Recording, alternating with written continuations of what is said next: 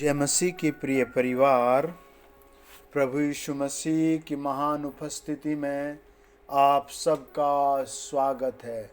आप दुनिया में जहाँ कहीं भी मुझे सुन रहे हैं, आप निश्चय करें परमेश्वर आपके हालात बदल देगा। आज के वर्ड के द्वारा, इसी क्षण की प्रार्थना के द्वारा आप अपने सामने खड़ी चट्टान को गिरा हुआ देखोगे। बीमारी की चट्टान, दुष्टात्मा की चट्टान, लड़ाई की चट्टान, परिवार में क्लेश की चट्टान। आओ मेरे साथ पढ़ो वचन और आशीष पाओ। खोलो मेरे साथ उत्पत्ति 31 अध्याय और 1 से लेकर 7 वचन। ध्यान से सुनना, समझना। परमेश्वर आपके हृदय में, मन में, माहौल में, वातावरण में आशीष देगा। आत्मिक आशीष, भौतिक आशीष, शारीरिक आशीष, संतुष्टि की आशीष। लिखा है, याकूब का लाबान के पास से भागना।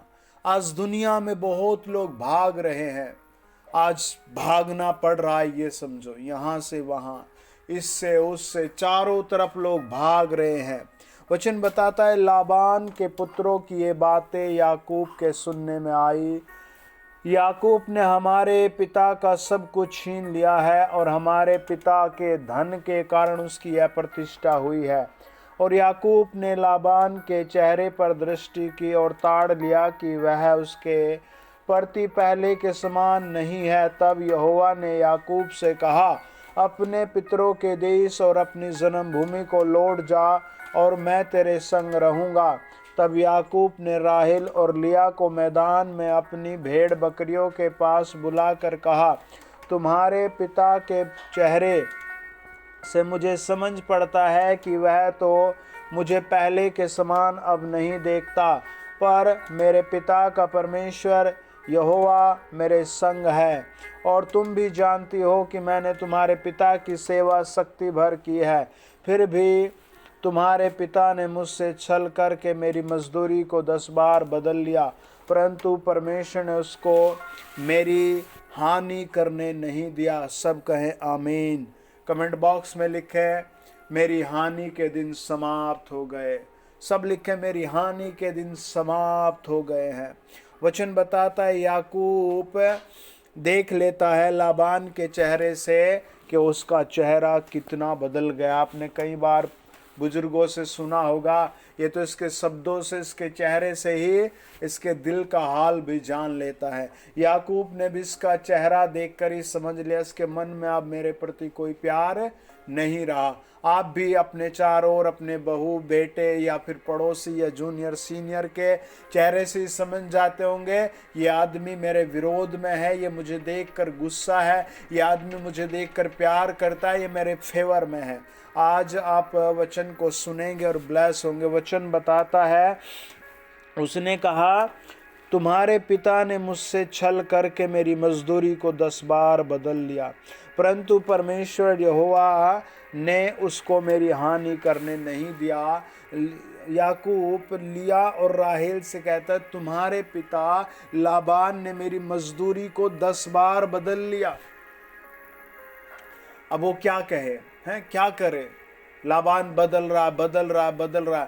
वचन बताता है, परमेश्वर ने उससे बातें की, परमेश्वर ने उस पर दृष्टि की, परमेश्वर ने उससे कहा, अपने पितरों के देश और अपनी जन्मभूमि को लौट जा और मैं तेरे संग रहूंगा। आज आप परमेश्वर को अपने संग देखेंगे फ्यूचर में और आशीर्वाद प्राप्त करेंगे। आमीन। वचन बताता है, याकूब रोते हुए कहता है, जब हम उत्पत्ति 31 अध्याय और उसका 38 से लेकर 42 वचन पढ़ते हैं, तब याकूब क्रोधित होकर लाबान से झगड़ने लगा और कहा, मेरा क्या अपराध है, मेरा क्या पाप है कि तूने इतना क्रोधित होकर मेरा पीछा किया? तूने जो मेरी सारी सामग्री को टटोल कर देखा तो तुझको अपने घर की सामग्री में से क्या मिला? कुछ मिला हो तो उसको यहाँ अपने और मेरे भाइयों के सामने रख दे और वे हम दोनों के बीच न्याय करें। इन 20 वर्षों में मैं तेरे पास रहा, इनमें न तो तेरी भेड़ बकरियों के गर्भ गिरे और न तेरे मेंढों के मांस मैंने कभी खाया।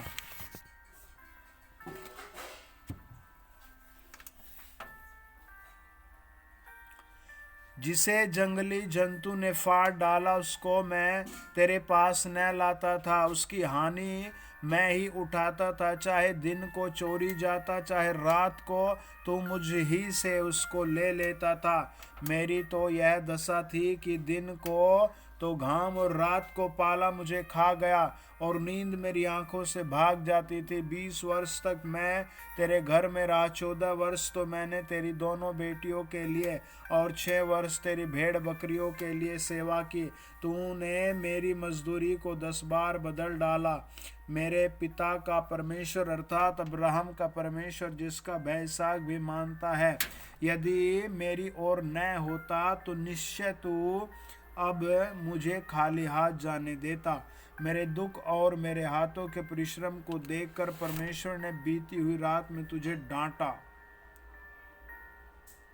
वचन बताता है वो परमेश्वर के और उस दुष्ट व्यक्ति के कामों को याद करता है। लाबान क्या करता है? 10 बार उसकी मजदूरी को बदल लेता है।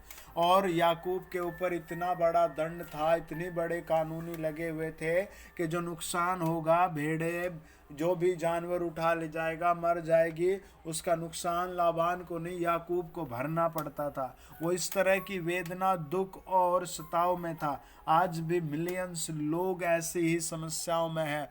माय डियर फैमिली, वचन को ध्यान से सुने। वचन कहता है 42 में उसने कहा, यदि मेरा परमेश्वर मेरी ओर न होता तो निश्चय तू अब मुझे खाली हाथ जाने देता। आपको परमेश्वर को अपने साथ लेना है, आपको परमेश्वर को अपने पक्ष में लेना है। वचन बताता है जब हम व्यवस्था विवरण को पढ़ते हैं, हालेलुया, बाइबल कहती है व्यवस्था विवरण 23 अध्याय का 5 वचन, तेरे परमेश्वर यहोवा ने बिलाम की न सुनी, किंतु तेरे परमेश्वर यहोवा ने तेरे निर्मित उसके श्राप को आशीष में बदल दिया, इसलिए कि तेरा परमेश्वर यहोवा तुझसे प्रेम रखता है। तू जीवन भर उनका कुशल और भलाई कभी न चाहना। ये बात उसकी थी। वो क्या चाहता है? वो चाहता है कि इजरायली लोग मर जाए तो उन्हें श्राप दे, श्राप दे, श्राप दे। लेकिन परमेश्वर उनके साथ क्या करता रहा? उनको उनके श्राप को आशीर्वाद में बदलता रहा। आप भी जहाँ कहीं हैं परमेश्वर पर यकीन करें, परमेश्वर आपके लिए आशीष में बदल देगा। हर बुराई को आनंद में बदल देगा। भजनकार कहता है, भजन संहिता 30 और उसका 11 वचन, तूने मेरे लिए विलाप को नृत्य में बदल डाला है। परमेश्वर के पास एक अद्भुत पावर है, अलौकिक पावर है। वो पावर क्या कर सकती है? आपके विलाप को नृत्य में बदल सकती है। अपने हाथ उठाओ, परमेश्वर आपको छुए और फ्री करे। लॉर्ड जीसस, जो लोग सुन रहे हैं उनका दुख सुख में बदल दिया जाए, उनकी हार विजय में बदल दी जाए, उनकी बीमारी चंगाई में बदल दी जाए, पापों की सजा पवित्रता में बदल दी जाए और रबा लबा आउट हो जाए। In the name of Jesus out हो जाए। हर एक डेमोनिक पावर आउट हो जाए। मैं घोषणा कर रहा हूँ अगले 21 दिन में मेरे पिता इन सब की जिंदगी में 100 गुना आशीष हो। ये बदलाव देखे यीशु नाम में। हाथ पांव चंगे हो जाए, किडनी लीवर चंगी हो जाए, पथरी रसोली आउट हो जाए, घर का क्लेश आउट हो जाए, पवित्र आत्मा के काम देखे जाए। सब कहें आमीन। कांग्रेचुलेशन। यीशु मसीह नासरी की दया आपके ऊपर है। आमीन।